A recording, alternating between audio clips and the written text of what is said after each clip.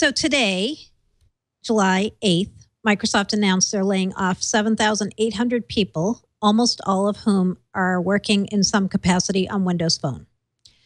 They also announced they're going to write down the Nokia acquisition they made. They bought Nokia's handset business about a year ago for $7.2 billion. And today, their write down of the Nokia acquisition is $7.6 billion. So, yeah, it's not a good day to be a Windows Phone user, but it's not a complete disaster. Microsoft said today. Well, hold on. Let's finish the news. Sorry.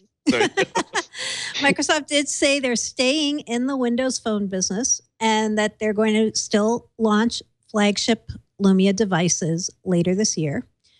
They also said that they're going to target 3 segments with Windows Phone going forward. They're going to target business users. They're going to target the volume, low budget kind of phone users, and they're also going to target people who want to buy flagship phones. And they also did say that they're going to pare down how many models they're launching into the channel. Because right now, as people who try to keep track of Windows Phone know, Microsoft names the Windows phones by numbers, and it just seems like there's been an endless parade of different numbers being announced, mostly in the mid-range to low end over the past year. Now they're telling people that they're going to only have 1 or 2 new models per year for each of those 3 segments, the business user, the budget phone, and the flagship phone. So that's just the pure news of today. Take that at face value. And I'll let Dr. Pizza rant a little. I know he wants to.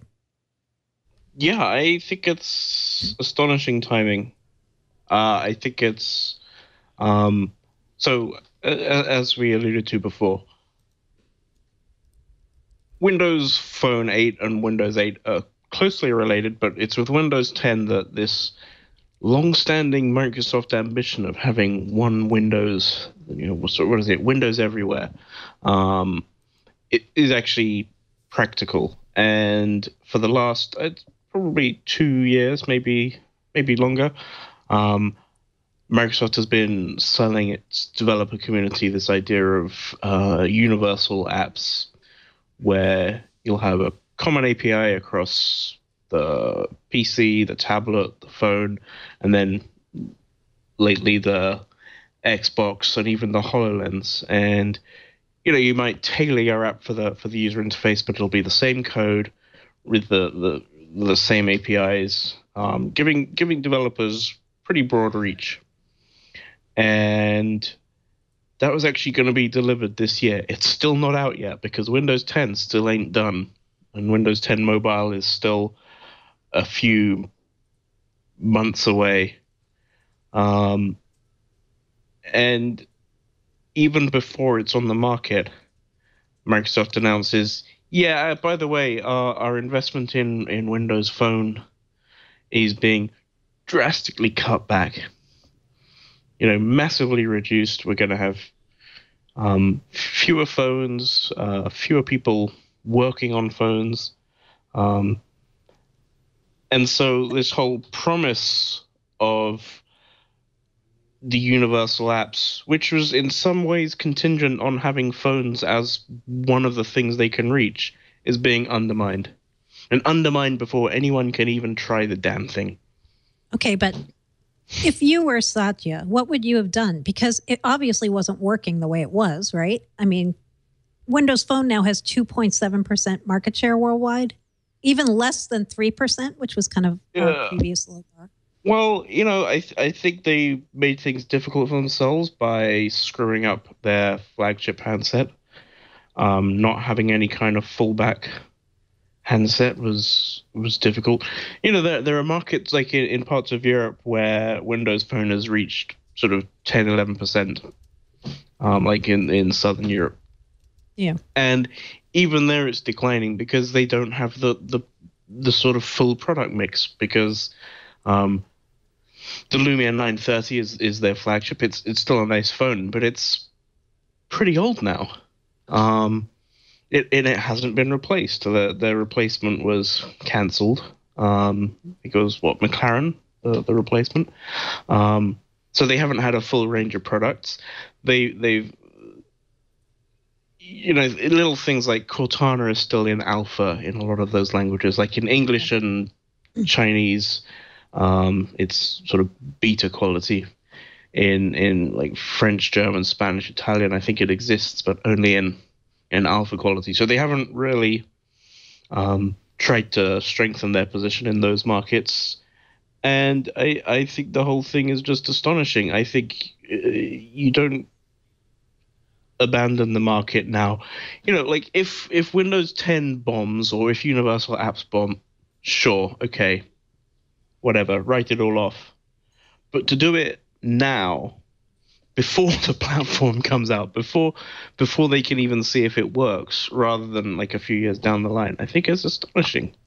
Well, I mean, you say that they shouldn't abandon the market now. This is bad timing. But one of the points that Mary Jo Foley made was that they don't have a market. There is no market. 2.6% is a rounding error. But like I say, it's not 2.6 everywhere. No, it's not. But and maybe that's just the US. And they haven't done a very good job of going after the places where it's more than that. I think, I mean, even if it's 2.6, 2.6 is still more than 0. Yeah.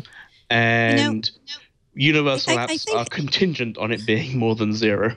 They are, but okay. The question to me is: does Microsoft try to do what the Android phone vendors are doing, and just have a million OEMs, scatter it to the wind, let the chips fall where they may, or do they try to be more like Apple, have a few premium devices, and hope that there are some people who haven't already bought into the Apple ecosystem who still want a Windows phone?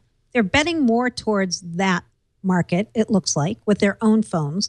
But I would argue they're leaving the mass market to OEM. So I feel almost like they're combining the Android and the Apple strategy and just hoping they can at least hang on as number 3. That to me is what it feels like. It doesn't feel like they're abandoning the market. I feel like they're just. I feel like this is their last attempt to be in the market. I think they're abandoning it. I don't think you can go after the value segment with 1 or 2 models. I don't think it works. If you look at like phones in India, for example, which is a sort of big market but a value-oriented market, you have phones at every price point because like.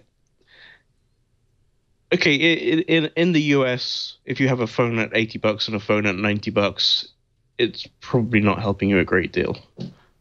Am I still? Sorry, I froze. But in markets like India, where incomes are much lower, having a phone at $80, $90, $100 actually makes some sense because that's how you can reach that audience, and so. I think it looks like Satya in his email talks about a broader Windows ecosystem, as if OEMs are going to fill this gap, as if the OEMs are going to provide the breadth that currently Microsoft does.